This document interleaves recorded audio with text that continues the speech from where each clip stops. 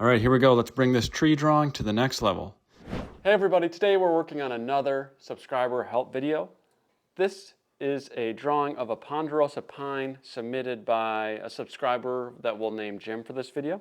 So first things first, right off the bat, it's a really good beginning. The scale of the tree is good. The look and feel of the branches. This is a ponderosa pine, so they grow nice and big and tall, and these lower branches often are kind of like chopped off and a little rugged looking, and he's done a great job of getting that vibe going on here. Also, the texture work, especially down here at the bottom, I noticed is really good and starting to develop that bark. Again, ponderosa pine has really chunky, thick bark, and that's why you got all these big, deep ridges. So, that being said, great beginning. Now what I do to bring this to the next level?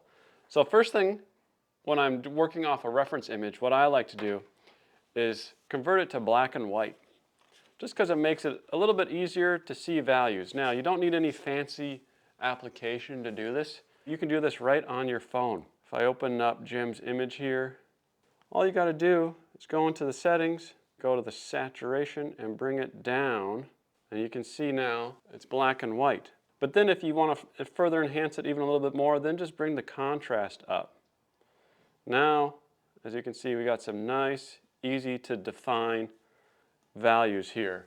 It's going to make it nice and easy to draw. So that's what I would do to start off. And then instead of working off that color image, we're now going to work off this black and white image. Basically, I'm just going to keep going on all the things Jim did here. And I'm going to start adding in deeper shadows and darker values for these cracks and ridges. So like in here, we're just going to define it a little bit more. And the good thing about ponderosa pine, again, is it's got that really chunky bark. So these areas in between, you can just sort of, not fully sort of shade it in where I'm not like filling in blocks like this. I want to leave little bits and ridges where there's whites or some of this other undervalue work behind. You can see he got in a little bit of a pattern of just kind of doing little dashes for the darker areas. But I would go even further and just really start shading those in and then leaving just a little bit of that behind. Kind of like if you watch any of my tree tutorials or grass tutorials where we're layering it. He's got those beginning layers in, and now especially in these areas in between the bark, we want to just bring it up a little bit, but not fully cover that initial work. So we're just going to keep doing that, right? Again, making sure to leave some of that initial work behind just so there's that little variation and we get that sense of texture. And with bark, if you watch my how to draw a bark tutorial, you can kind of just, I'm looking at this, but I'm really just sort of letting it flow here because, bark can go in any direction. As I get towards the edge of the tree also, if you watch my bark tutorial, we want to show that roundness, right?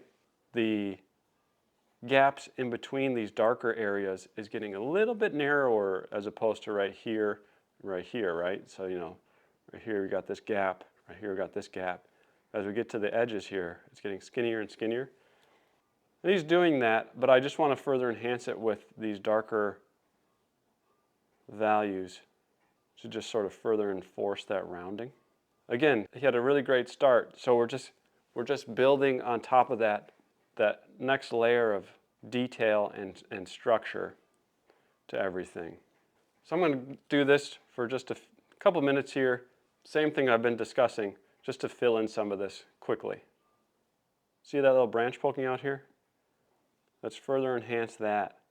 And I'm going to go around it in this sort of half cylinder until the branch disappears.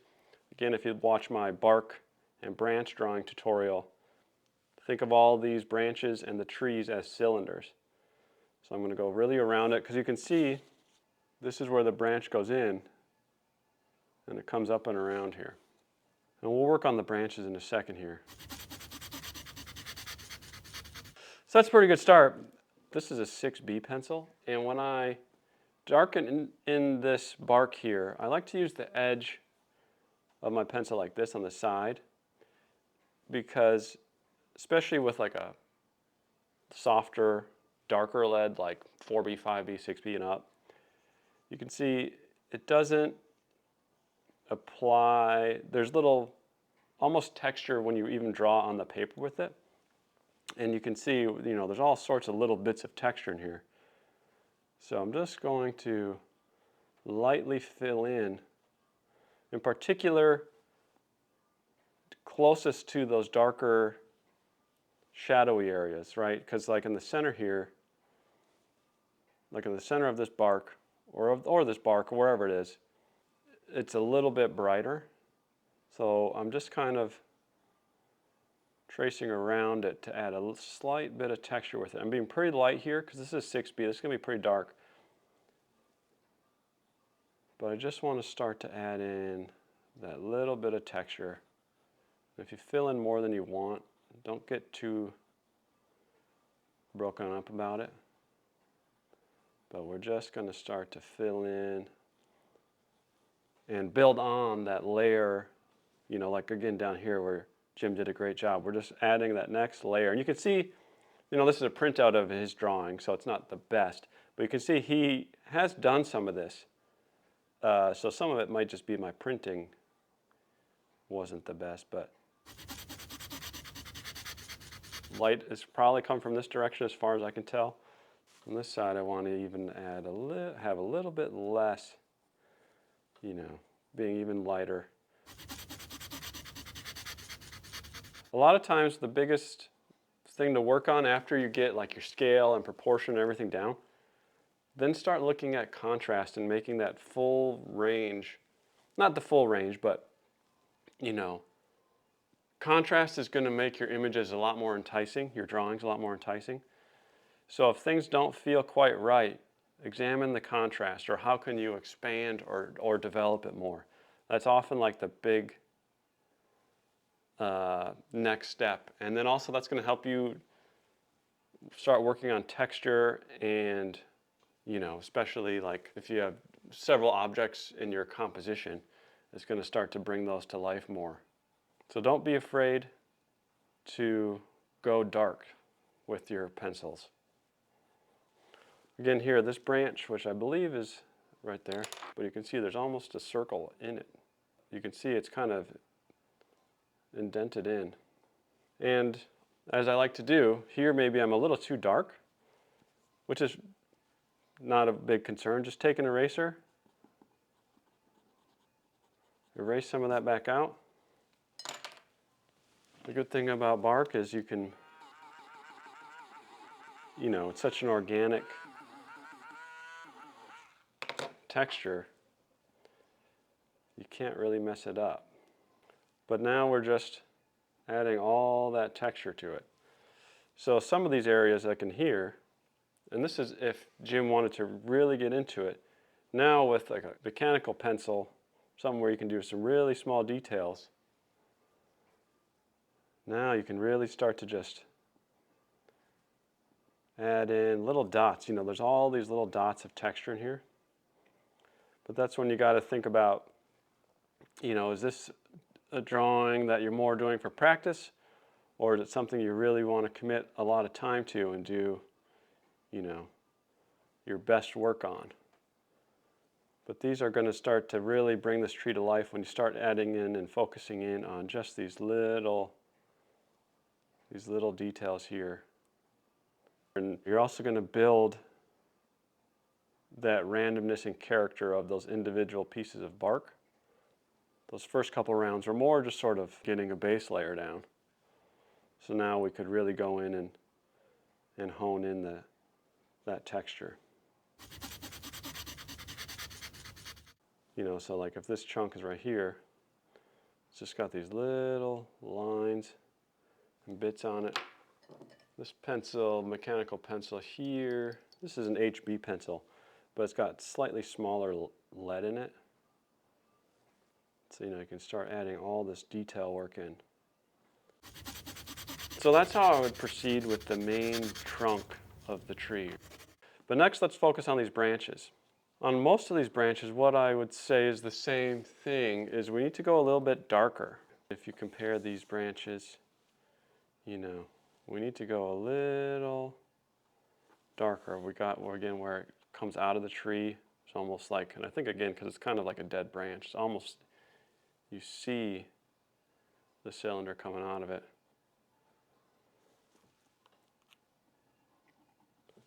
And then we're just going to round it out.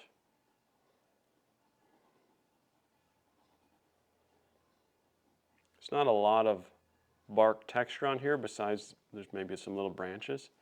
You know, we're not seeing like chunks of bark, probably because this is a young branch that, not young branch, but it didn't develop the bark on it. But now all I'm doing is paying attention to the values coming off here, which is essentially just going a little darker. Up here as the branch gets out, you can see this is the darkest part.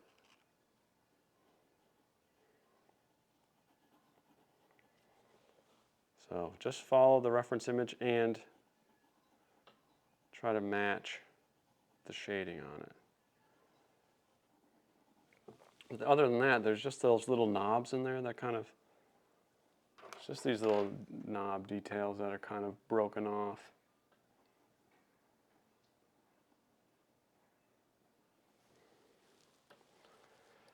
Same thing like over, just a little bit darker. And kind of smooth that roundness out a little bit.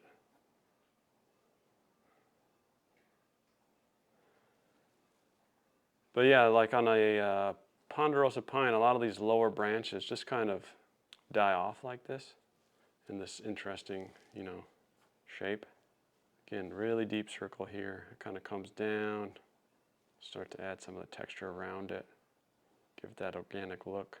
It's a lot of the same with these branches. But Jim just had a great foundation. It's more, we're just working on contrast, darkening those values, which is a common thing once you get into the details.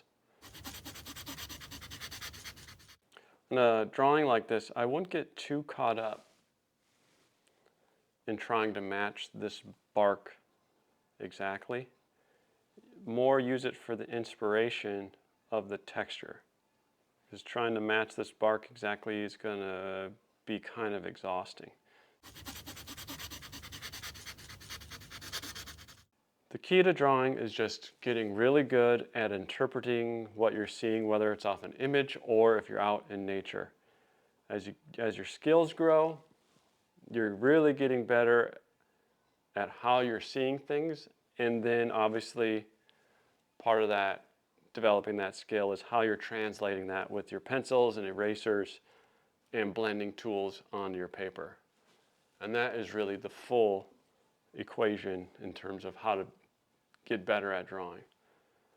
If you want to submit your own drawing, send it to me at info@erikfremstad.com along with your reference image. And Jim, thank you for submitting your drawing. Great work, and I hope this helped you.